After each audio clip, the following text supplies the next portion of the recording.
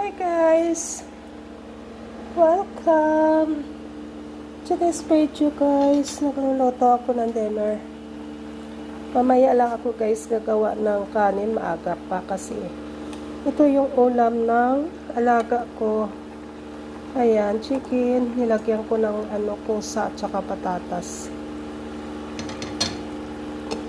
Then ito naman yung niluto kong tamarind sauce. Ayan, madilim guys. Kita ko sa inyo guys. Ayan guys, oh. Ayan.